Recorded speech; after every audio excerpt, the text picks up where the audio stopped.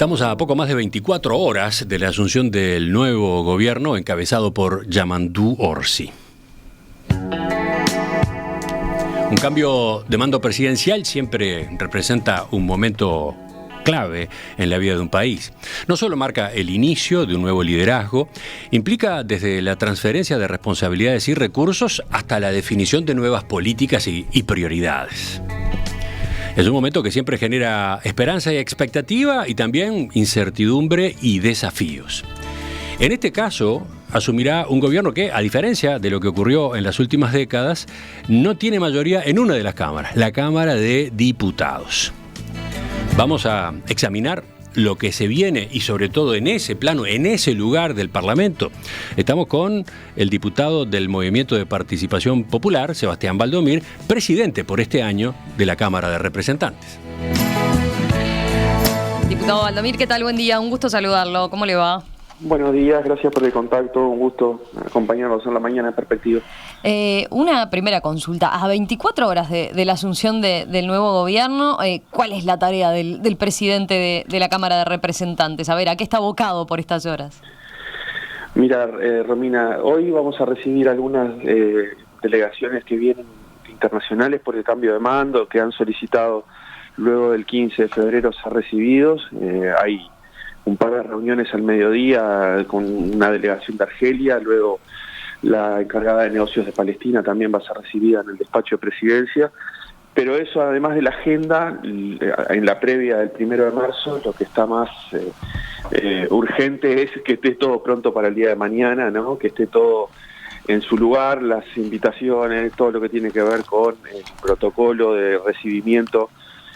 Mañana, cuando la Asamblea General sesione, va a tener que definir primero que nada una delegación de parlamentarios que va a acompañar a Yamandu Orsi y a Carolina Cose en el ingreso a la Asamblea General. Entonces, y va una delegación de parlamentarios. Una delegación que es multipartidaria y que son los que lo acompañan de alguna manera al ingreso a la actividad en la Asamblea General de la toma del juramento. Uh-huh. Esas son las tareas de estos días, digamos, de la previa del 1 de marzo, que se nos hizo una transición larga y bueno, y con muchos altibajos, digamos, porque fue muy extensa realmente. Sí, además es una situación, ahora la de estos últimos días es una situación bien particular, que se da siempre cada 5 años, pero que no deja de ser particular, que es, claro, un nuevo Parlamento, pero sin el nuevo Poder Ejecutivo todavía, ¿no? ¿Cuánto está en diálogo con el futuro Poder Ejecutivo? ¿En qué está trabajando en esa coordinación que tiene que haber entre los dos poderes? Nosotros lo que iniciamos fue una serie de contactos con 3 ministerios prioritarios, ¿no? Hemos trabajado algunos vínculos ya de trabajo con el Ministerio del Interior, con el futuro Ministro del Interior y su equipo, con el Ministerio de Economía también, y también algunas cuestiones relacionadas a educación. Uh-huh. Eso a nosotros nos ha traído sobre todo un marco de trabajo para detectar prioridades a partir del 5 de marzo, digamos, que es cuando comienza las sesiones ordinarias del Parlamento. Tanto el Senado en la mañana como diputados en la tarde van a sesionar de manera ordinaria a partir del miércoles 5. Las comisiones ya empiezan a trabajar la segunda semana, entre otras cosas porque se vota la composición de las comisiones el miércoles 5 y recién empezarían a funcionar de manera normal la siguiente semana, y un poco la definición de esas agendas, ¿no? Uh-huh. Hemos recibido también, incluso el sábado 15 ya se presentaron proyectos de ley en ambas cámaras por representantes del Partido Colorado, de Cabildo Abierto, algunos del Partido Nacional también. Entonces, eso generó también una nueva carpeta de trabajo, y se lo hemos ido trasladando a los futuros ministros para que entiendan y conozcan por qué lado vienen las iniciativas de la futura oposición. Uh-huh.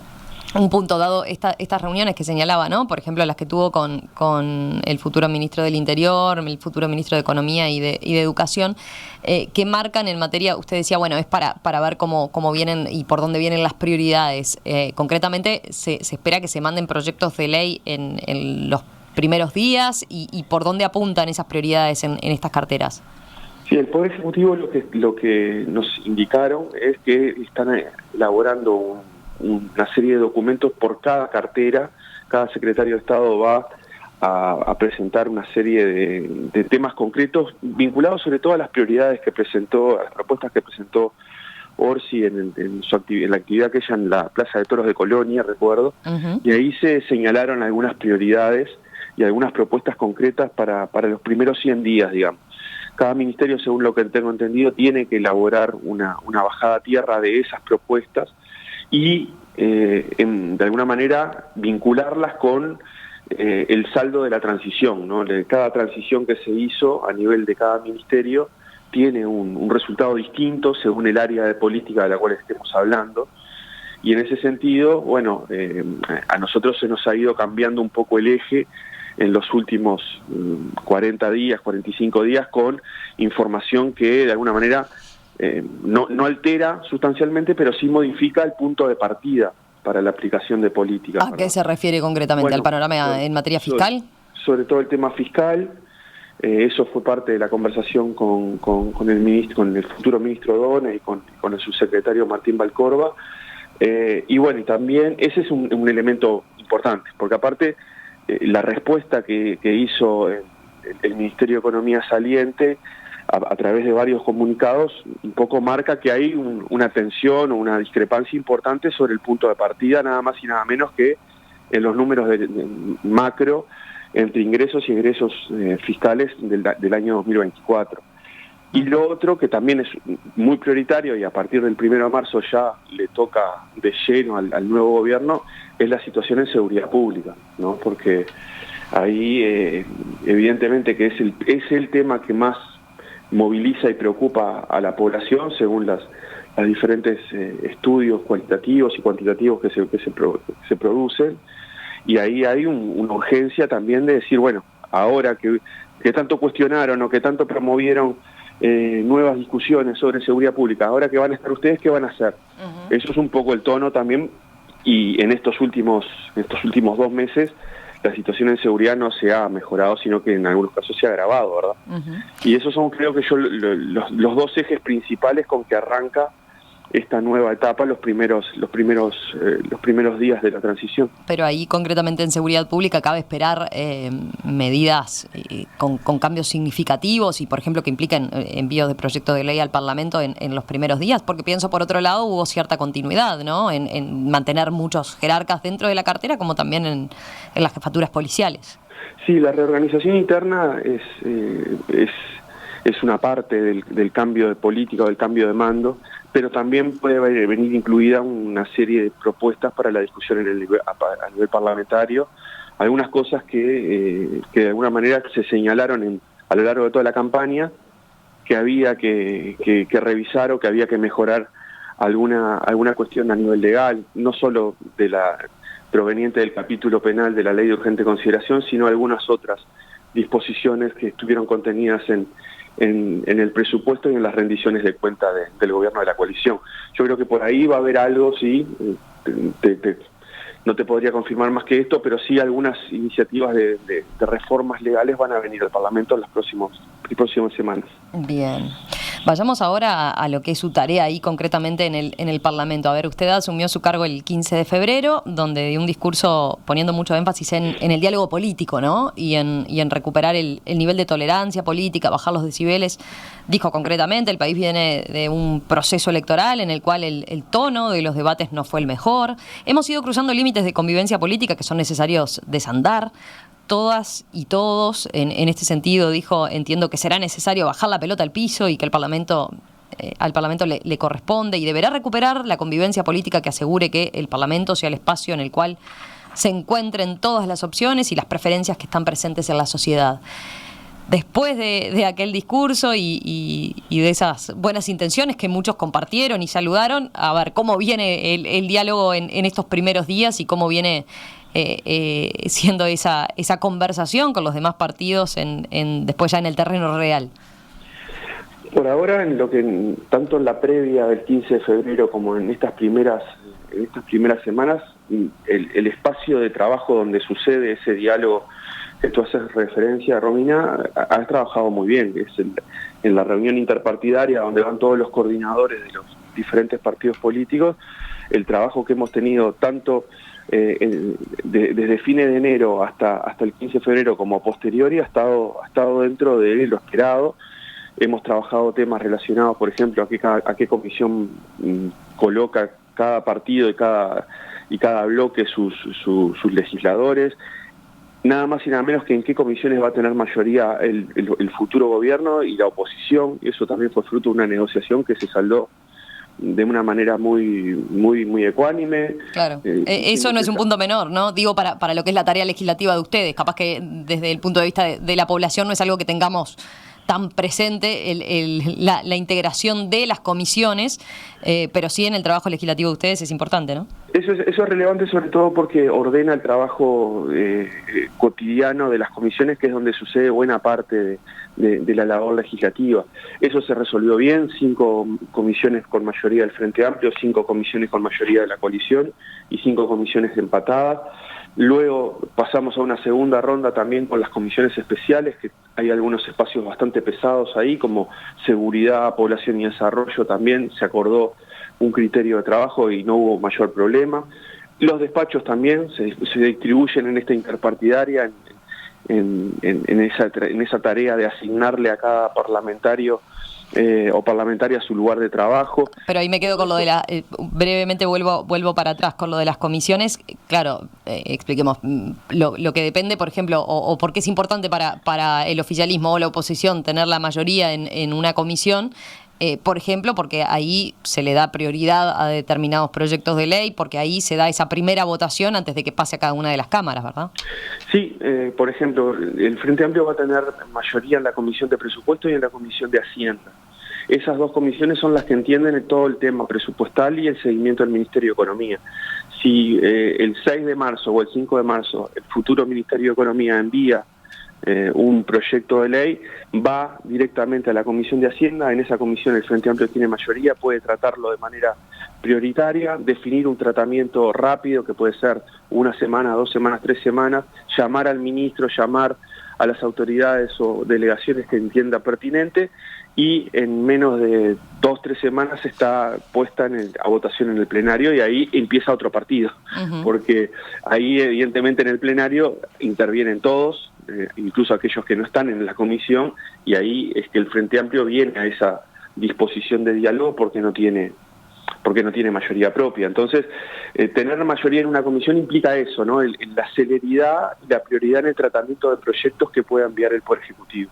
Y eso sucede en otras comisiones también, ¿no? No necesariamente solo en la de Hacienda o Presupuestos, claro, que es la que entiende la política económica. Ya que lo mencionaba, claramente es un aspecto que va a marcar de alguna forma también lo que es el gobierno de Yamandu Orsi, que es esto que sabemos desde las elecciones de octubre, ¿no? El Frente Amplio no tiene mayoría en la Cámara de Representantes. Ahí, ¿cómo se imagina que va a ser el diálogo entonces con la oposición en busca de esos votos que le faltan? En lo que viene siendo hasta ahora el trabajo de contactos políticos por proyecto, y ahí ya te digo un primer criterio de trabajo, hasta ahora ha sido muy correcto. Nosotros, por ejemplo, mencionaba por proyecto porque cada área y cada iniciativa parlamentaria tiene un origen distinto. Nosotros, por ejemplo, ya hemos tenido algunos contactos con el Partido Colorado, por ejemplo, para saber más acerca del proyecto sobre eutanasia, el proyecto que presentó el senador Bordaberry de homicidio piadoso, algunas otras iniciativas vinculadas, por ejemplo, al tema violencia en el deporte. Hemos conversado algunas cosas con el Partido Nacional. O sea, cada tema va a tener un conjunto de interlocutores distintos, porque nuestro interés no es, sobre todo nuestro interés y nuestra responsabilidad como bancada de gobierno, no es trancar el funcionamiento ni las iniciativas de los partidos de la oposición, sino al contrario, es ver qué puntos de acuerdo podemos acompasar con esos proyectos que ya fueron presentados o que serán presentados en un futuro. O sea, van a negociar en principio por proyecto y no por partido, no es que vayan a buscar el voto específicamente de... Correcto. Bien. Y cuando la iniciativa sea del gobierno también, ese va a ser el punto de partida, digamos, porque ahí es más difícil, ¿no?, la negociación. Ahí va a ser caso a caso, pero también cuando haya algunas, sobre todo, tengamos el primer escalón, que para nosotros es prioritario, que es lo que envíe todo gobierno, todo poder ejecutivo que asume, marca su impronta con un conjunto de iniciativas que envía al Parlamento. Ahí, bueno, no quiero decir que se establece un toma y daca porque no es esa la lógica, pero sí es, bueno, qué agenda viene el gobierno y qué agenda tiene la oposición, y ahí empezamos un marco de trabajo donde dice, bueno, ¿cómo hacemos avanzar tu agenda y cómo hacemos avanzar la mía? De alguna manera, cada uno tiene que poner sobre las cartas sobre la mesa acerca de si tiene intención y voluntad genuina de hacer avanzar esa agenda propia y ver qué características puede encontrar en la agenda del otro para que ambas agendas avancen. Un poco esa va a ser la lógica, es algo que también ya se ha hecho en otras oportunidades cuando el Poder Ejecutivo no tenía mayoría en alguna de las cámaras. Uh-huh. Sobre todo lo que tenemos que tener en claro ahora, en estas, que un poco ya lo venimos viendo, hay como diferentes tonos de oposición y hay como diferentes perspectivas según el tema del cual se trate. Yo creo que, por ejemplo, vuelvo al tema de la seguridad pública, lo que menos se podría llegar a hacer ahora es establecer una línea partidaria, digamos, y decir que, bueno, la seguridad a mí no me interesa o será prioridad del futuro gobierno, pero no será prioridad nuestra, arbitrar o generar mecanismos o modificaciones legales en un tema que le preocupa al 100% de la población, digamos, ¿no? Uh-huh. Entonces ahí cada uno tendrá que medir su responsabilidad, el mandato que le da su ciudadanía, ¿no? Todavía a eso hay que agregarle una nueva capa, que es las realidades departamentales, porque cada diputado o diputada del interior del país viene con una agenda local que es muy pesada también y que nosotros atendemos de manera prioritaria, porque pongo casos, algunos proyectos de ley vienen directamente vinculados a la situación económica de la frontera, del litoral. ¿Cómo no vamos a atender eso y cómo el futuro gobierno no va a estar pendiente de esas iniciativas, dispuestos a dialogar y dispuestos a que se vote en conjunto? Bueno, ahí tenés otro ejemplo, Romina, uh-huh, de cómo se puede hacer avanzar agendas que en principio no están de alguna manera emergiendo de la misma matriz de trabajo que es el del oficialismo de la oposición.